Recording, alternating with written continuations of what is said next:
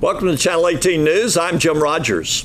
In 8th Judicial District Court Tuesday, a Hopkins County jury found Glenn Anthony Epps, age 37, guilty of one count of felony 1, manufactured delivery of a controlled substance, penalty group 1, more than 1 gram but less than 4 grams in a drug-free zone.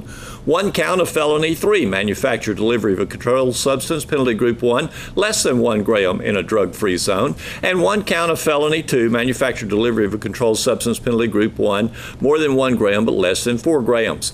Epps will be sentenced on September 27th.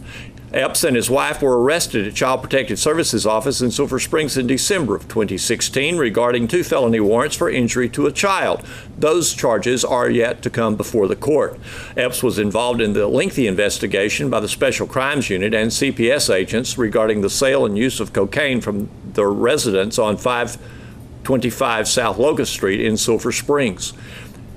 His first arrest occurred on November 23, 2016 at the residence. During the search at that time, Special Crimes Unit found a rectangular mirror containing a quantity of suspected crack cocaine weighing over 1 gram in plain sight on top of an air conditioning unit on the inside of the house. Another clear plastic bag containing over 1 gram of suspected crack cocaine was observed on the end table next to the bed. Epps' residence is 1,000 feet of a daycare center, a drug-free zone. 3 individuals were charged with possession of a controlled substance, penalty group 1, more than 200 grams but less than 400 grams, and tampering with physical evidence when a Hopkins County deputy made a traffic stop on State Highway 154 at County Road 1174 Tuesday morning at 12:42 a.m. A juvenile and 2 adults showed signs of nervousness on initial contact. Having been given permission to search the vehicle, the deputy found a glass pipe commonly used to smoke methamphetamine in the back of the 2006 Chevrolet.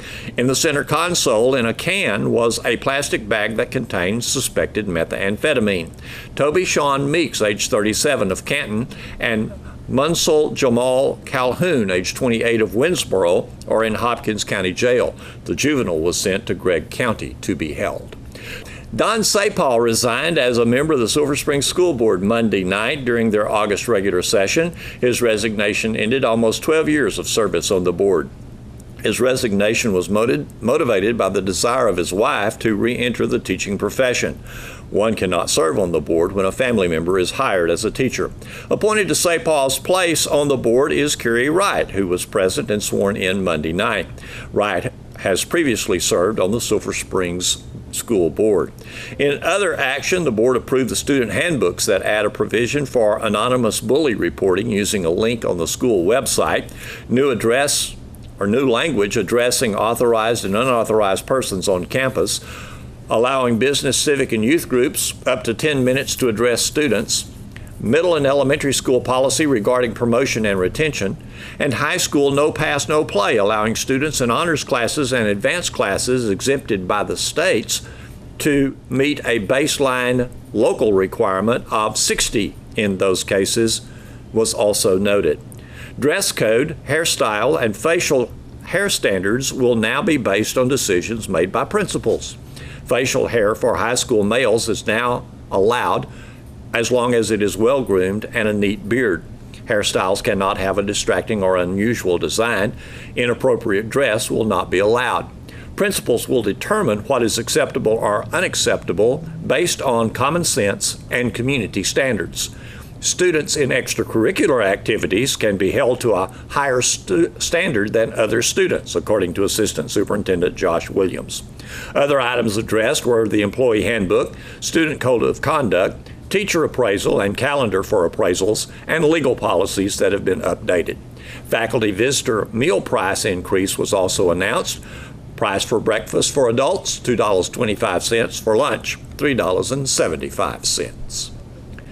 For the second year in a row, the combined efforts of 2 Sulphur Springs residents have claimed the bragging rights for Hopkins County Stew Festival's T-shirt design and other shirts that they design. In all, 18 designs were submitted to the Hopkins County Chamber of Commerce for consideration. The winners, Cindy Roller, staff photographer for the City of Sulphur Springs and editor of the Cooper Review, and KSST's On Reluctant DJ, Adam Whitson, program director, also for the radio station. The 2016 winning design deviated from the typical stew pot design. The soft drink-inspired logo was a hit with both shirt design judges and the public as well. The 2017 design includes the traditional stew pot, but mixes in the famous flag from Texas past. The Battle of Gonzales was fought on October 2nd, 1835, and the iconic flag used then, bearing the slogan, "Come and take it," forever associated with that battle, is now combined with the iconic stew pot. And that flag and stew pot pay tribute to the tradition here in Hopkins County and to Texas. What I want you to work on is trying to step past your other foot. Try and swing your leg all the way past the other foot. There you go. A little slow. So if you want, we can bump up your speed again. Okay. Do you feel comfortable with that? Yeah. If it's a little too fast, back it off. Start leaning forward like that. Yeah, you saw it. Yeah, if you're not keeping up, back it off. Good thing about this is you really can't fall. Good, because I don't have good balance. I have really no balance. That's the reason why I have to hold on to everything. Yeah.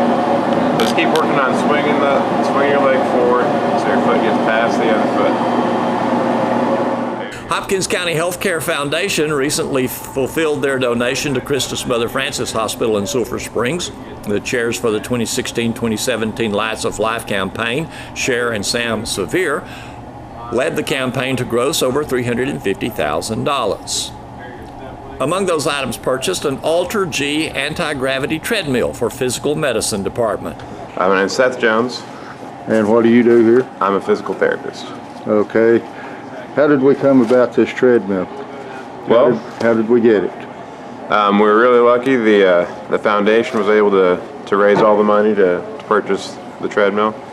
I had used one in my undergraduate degree when I was getting that, and so I was already familiar with it. And yeah, we talked about the benefits and all the good things it does, all the ways it can help our patients, and decided that would be a really worthwhile piece of equipment to have. And yeah, we're lucky the foundation was able to purchase that for us, so we're really grateful to have it. In a nutshell, explain to me how it works. Basically what happens is someone will put on these shorts. They look kind of funny, but it zips into that bubble around the treadmill, and then it inflates with air, and we can use the pressure inside of that to basically lift up the patient, and we can unweight them in 1% of their body weight, increments of 1%. So How does that help? So what happens is, as you unweight your body weight, people who have weight-bearing restrictions after a surgery, or say you have a fracture or a stress fracture, we're able to unload your body weight to a safe level where you can walk without pain and walk without risk of injury. Also, it's virtually impossible to fall on the treadmill, so people that we're working on their balance and are at fall risk, we're able to work with them safely in the treadmill as well. Let's talk football. George, you feel like you're floating? Yeah, it feels like it. Like I was saying, this is closer to the moon than I'm gonna get. Might will enjoy it.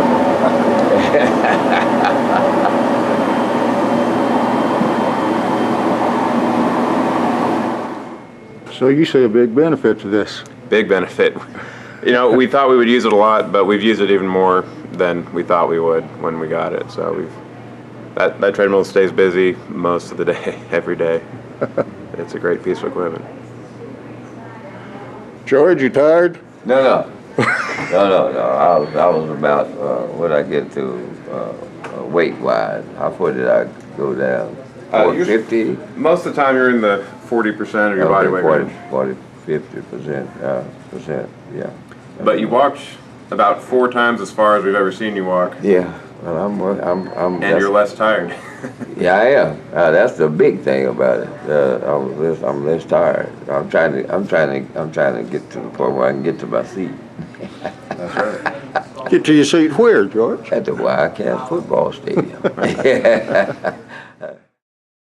The Giraffe Omnibeds purchased are a combination system that brings together features of a traditional incubator and radiant warmer. I am Nancy McElwain. And your position? I'm an RN here in the nursery. I've been here 12 years. This is one of our new giraffe isolettes. It's one of the two that the Healthcare Foundation donated to the nursery. And these beds help if you have a low birth weight baby or a premature baby. They help maintain the baby's temperature. They insulate the baby from sound. And you can also add humidity to these beds that helps keep the baby's skin moist if they need that. And the bed has a scale on it, so you can weigh the baby here on this bed. It also, you can put in the baby's gestational age and weight, and it tells you how warm to keep the bed and how much moisture to add. And we are so excited to get these. It is a great help for our nursery to have these beds. And you have 3 of them? We have 2 of them. We already had one, so we've got 2 more. And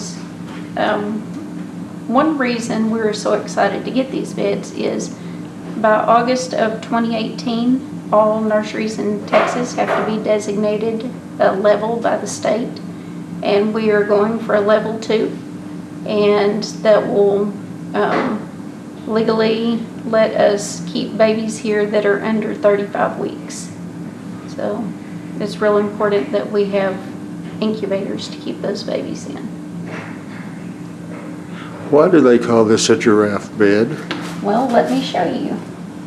Because when you pop the top, it looks kind of like a giraffe with a long neck.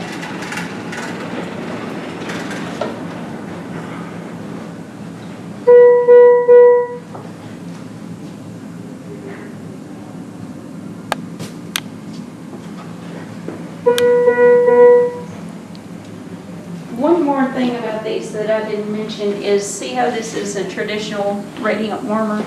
Well, when you pop the top on these, it can serve as a radiant warmer, or you lower the top and it turns into the isolette. So it's dual function. That's all.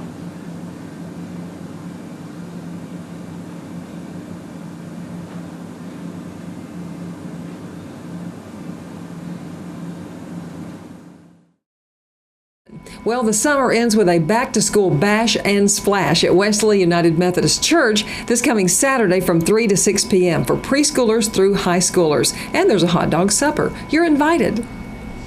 We have our third annual back-to-school bash and splash.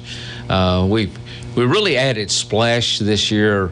Don't know why we hadn't added it in the other years, because we've used water, but we're really going all out for water themed games and all kinds of water activities. So we'll have a dual slide, and we'll have a Dunkin' booth and a dual slip and slide, which will be new to us this year. Tell us about the dual slip and slide. Well, kids love these slip and slides, and it's slick, and sometimes you just use plastic, and keep it wet, and they take off running and they hit it. Well, this one is built up, is kind of air cushioned, and so they can race if they want to, and they wind up splashing in the end in a little pool of water, and so it's all level. They'll go sliding down. So anyway, the children listening, parents, probably grandparents, they know what a slip and slide is. I even know what a slip and slide is. I owned one of the very first ones, probably, that came out way back when. Oh, yeah. And that toy making company, boy, that they had the whole market on that. One of the worst overnight experiences I ever had was after playing one evening with my children and my children's friends, and we had a slip and slide going downhill. No cushion. It was just plastic, as you recall.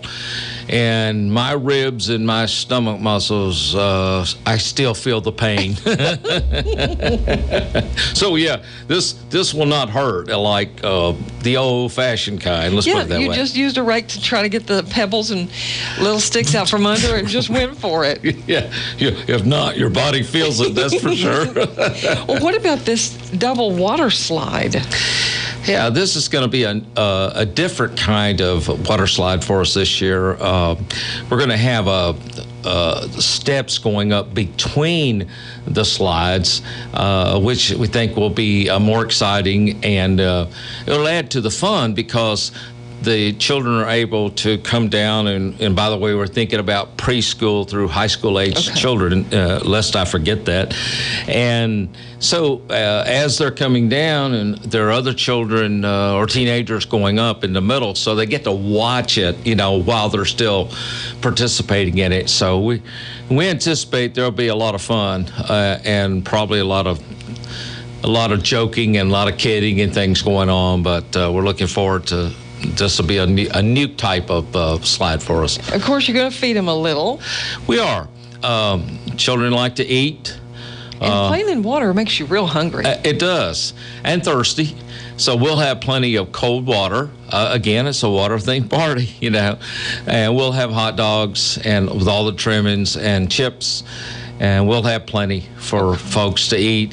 Children probably going to average at least 2 hot dogs, if not 3, and that's not even counting adults that'll be around. So I suspect we'll have a number of people eating. We don't want them to go away feeling like they didn't get something to eat.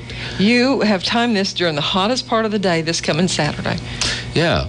And you and I were talking about that, and the weather looks like it's going to cooperate. It's going to be in the mid-90s, so it'll be good to be in water and to cool off. And one other thing is we this year we're adding the Dunkin' booth, by the way, I would invite you to come if you want to cool off. We'll be glad to throw balls and knock you down. Yes, in the Dunkin' booth. Yeah, but I think you probably have an activity yourself coming up Saturday night. Is that right? I do. I will be at the Riley Springs Jamboree. Yeah. And preparing for that during their afternoon 3 to 6. Right. So, I know we're talking about that, but remind me of what's going on with the Riley Springs Jamboree while we're talking.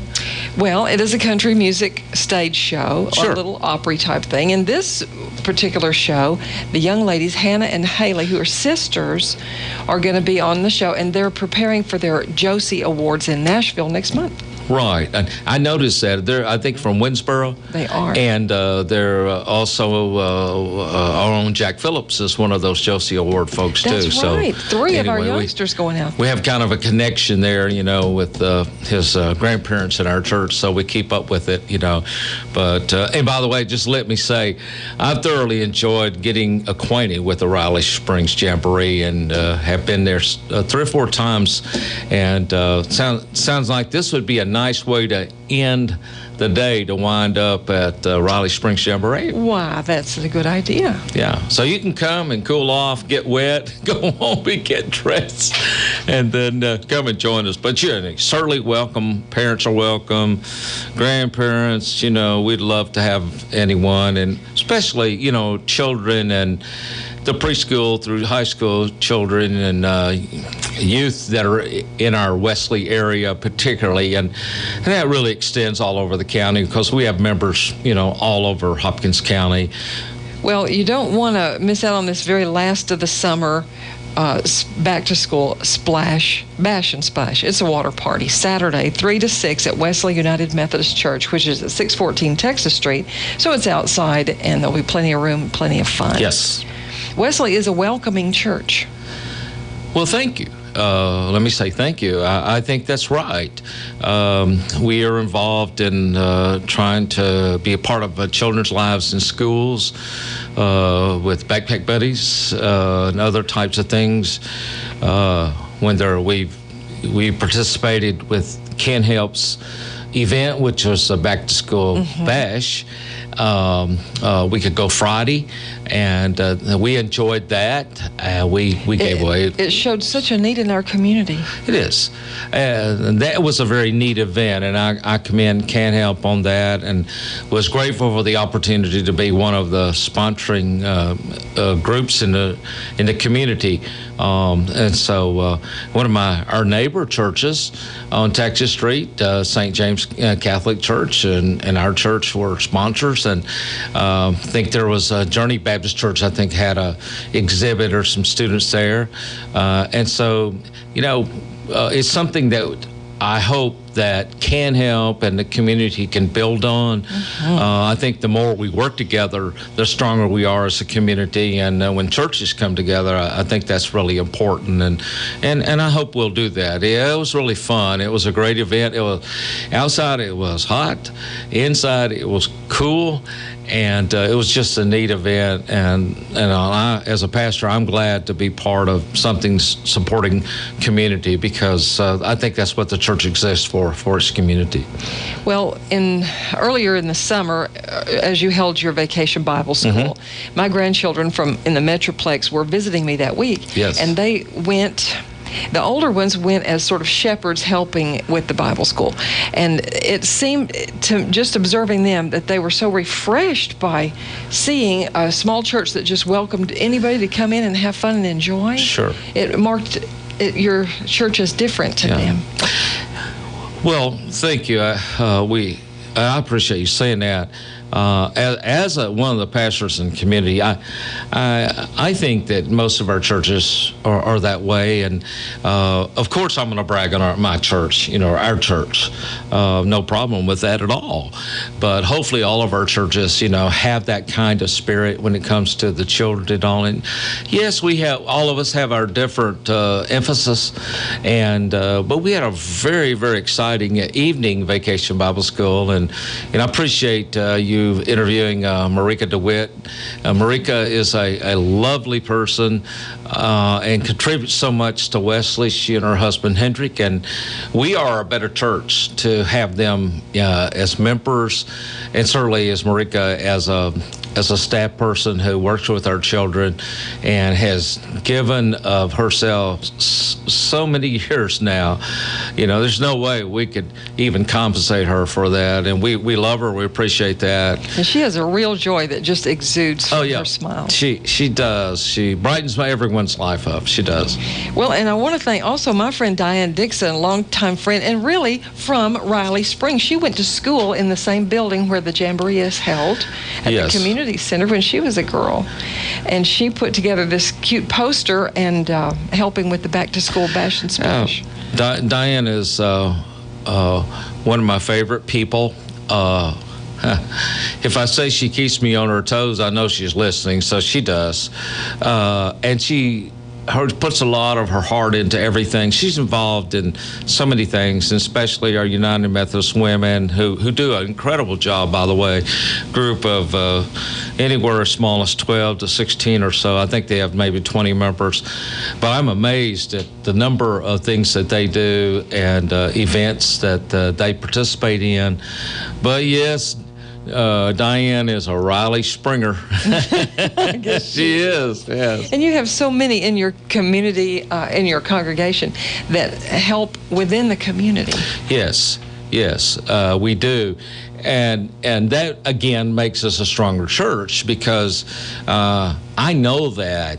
And I know that when I'm looking out every Sunday at the congregation, there are people that are business people, they're bankers, there are people in all of our schools at various levels of education.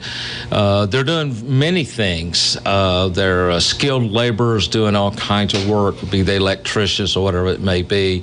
Homeowners, people who rent and lease homes and things. I mean, it's just amazing. But that's really what makes a church. You have a little bit, and then there's just regular people like me. Well, you come from Kentucky. I do. But you have Louisiana roots or connection. Well, I have a little bayou in me, I guess, mostly, but I'm, I pretty much I pretty much have made the switch, I think, now, Enola, and that is I'm no longer, I say, well, yeah, I lived in Kentucky, but I really live in Texas now. After about 16, 17 years, you have to say that, And 4 years as pastor at Wesley. Yeah, this is my 4th year. I'm enjoying it. It's really nice to be an older pastor. Some of my members know that even being older, I still have a little life left in me, and I do love to have fun, and that's why we try to do the bash and splash. And yes, I'll be one sitting up there on the top to be throwing balls out and fall down in the water, and I'm looking forward to that. And Joe Clark too, by the way. Oh, good. Joe Clark, your youth pastor there. Yeah. Here's Don Julian with sports. It was a very good first day of practice for the Wildcats football team Monday evening in the multi-purpose building. Wildcats head football coach Greg Owens said it was one of the smoothest first days that he could remember. He attributed that to good attendance at freshman football camp and some things that were done during the spring. Coach Owens said the energy level was super Monday with players flying around. He said he was disappointed the team wasn't able to practice outside Monday due to mushy, wet ground. Coach Owens said he was glad to have the indoor facility to practice in. He said he was impressed with the team's retention level of things learned during spring football. Coach Owens said with 27 seniors, perhaps that was to be expected. He used an example of a special team punting drill. He said they went over it quickly Monday and knew what they were supposed to do. Coach Owens said the offense was sloppy and rusty in spots. He cited some offsides, bad snaps, and mishandling of the football in the backfield. One thing that did look sharp was throwing and catching.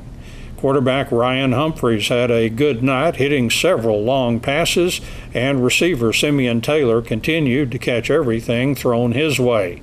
Coach Owens said that the offense has been throwing and catching all summer. He said he's looking for improvement from the offensive line. And Coach Owens said the defense looked really good Monday. He said they usually do, especially early and without pads on. Players will be able to put pads on for the first time on Friday.